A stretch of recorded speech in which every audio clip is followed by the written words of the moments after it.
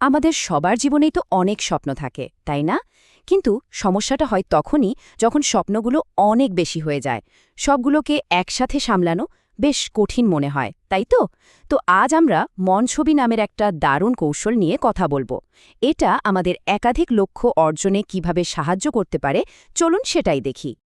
আচ্ছা, একটু ভাবা যাক। ধরুন একদিকে একটা সফল কেরিয়ার গড়ার ইচ্ছা, আবার অন্যদিকে নিজের শখের পেছনে ছোটা, পরিবারকেও ঠিকঠাক সময় দেওয়া। অনেক সময় কি মনে হয় না যে এই সব কিছু একসাথে চালানো প্রায় অসম্ভব? লক্ষ্যগুলো যেন একে অপরের সাথে ধাক্কা খাচ্ছে। তো এই যে একটা কমন সমস্যা, এর সমাধানটা কি হতে পারে?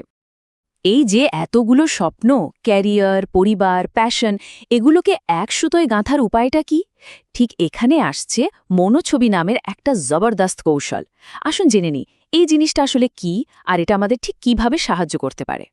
সহজ করে বললে মনোছবি মানে হলো মনের চোখে নিজের লক্ষ্যটাকে জীবন্ত করে দেখা। কিন্তু এর আসল জাদুটা শুধু দেখাই নয়। আসল কাজ হলো ওই স্বপ্নটা সত্যি হয়ে গেলে ঠিক যেমনটা লাগবে, সেই আনন্দ, সেই শান্তি, সেটাকে আগে থেকেই নিজের ভেতরে ফিল করা। মানে এমনভাবে কল্পনা করা যে লক্ষ্যটা অলরেডি পূরণ হয়ে গেছে এবং সেই সাফল্যের অনুভূতিটা পুরো মাত্রায় উপভোগ করা হচ্ছে। আর সবচেয়ে মজার ব্যাপার কি জানেন? এই টেকনিকটা কিন্তু শুধু একটা নির্দিষ্ট গণ্ডিতে বাধা নেই। পার্সোনাল লাইফ, ফ্যামিলি গোলস, এমনকি ব্যবসা চালানো বা বিশ্ব ঘোরার মতো বড় বড় স্বপ্ন, সবকিছুতেই কিন্তু মনোছবিকে কাজে লাগানো যায়। মূল আইডিয়াটা কিন্তু সেম। যা চাওয়া হচ্ছে সেটা যে অলরেডি হয়ে গেছে, এইটা কল্পনা করা। ওকে, এবার আসা যাক আসল প্রশ্নে। কি হবে যখন জীবনে বড় লক্ষ্য একটা নয় বরং অনেকগুলো? তখন কি সবগুলোর জন্য একসাথে মনোছবি দেখা সম্ভব? এই প্রশ্নটাই কিন্তু আমাদের আসল চ্যালেঞ্জের সামনে এনে দাঁড় করায়। ধরুন একদিকে সাফল্য ব্যবসায়ী হওয়ার স্বপ্ন, আবার অন্যদিকে একটা ভালো চাকরি করার স্বপ্ন। দুটো কি একসাথে ভাবা যায়? মনোছবি কি এক্ষেত্রে কাজ করবে? আসল ব্যাপারটা কিন্তু এখানেই লুকিয়ে আছে। একাধিক লক্ষ্যের মনোছবি দেখা যাবে কিনা সেটা পুরোপুরি নির্ভর করে একটা ছোট্ট জিনিসের উপর। লক্ষ্যগুলো কি একটা আরেকটাকে সাপোর্ট করে, নাকি একটা আরেকটার পথে বাধা হয়ে দাঁড়ায়? তো চলুন এই সাংঘর্ষিক আর পরিপূরক লক্ষ্যের মধ্যে পার্থক্যটা কি, সেটা কিছু উদাহরণ দিয়ে একদম পরিষ্কার করে বুঝে নিই। পার্থক্যটা বোঝার জন্য একটা দারুণ উদাহরণ আছে। ধরুন একজন সফল প্রফেশনাল হওয়ার সাথে সাথে একজন সফল সিঙ্গার হওয়া, এটা কিন্তু হতেই পারে। দুটো লক্ষ্য একে অপরকে আটকায় না। কিন্তু একজন প্রফেশনাল ক্রিকেটার আর একজন কেবিন ক্রু হওয়া, এটা প্রায় অসম্ভব। কিন্তু কেন? চলুন কারণটা একটু ভেঙে দেখা যাক। কারণটা কিন্তু খুবই প্র্যাকটিক্যাল। ভাবুন, দুটো পেশার চাহিদা একদম আলাদা। একজন ক্রিকেটারকে তার সেরাটা দেওয়ার জন্য প্রায় সারাক্ষণই মাঠে থাকতে হয়, প্র্যাকটিস করতে হয়। আর একজন কেবিন ক্রুকে, তাকে তো মাসের বেশিরভাগ সময়ই থাকতে হয় আকাশে, এক দেশ থেকে আরেক দেশে। দুটো একসাথে করা এক কথায় অসম্ভব। আমাদের ব্রেনও কিন্তু এত উল্টোপাল্টা সিগন্যাল নিতে পারে না, সে কনফিউজড হয়ে যায়। তাহলে উপায়টা কি যদি আমাদের একাধিক পরিপূরক লক্ষ্য থাকে?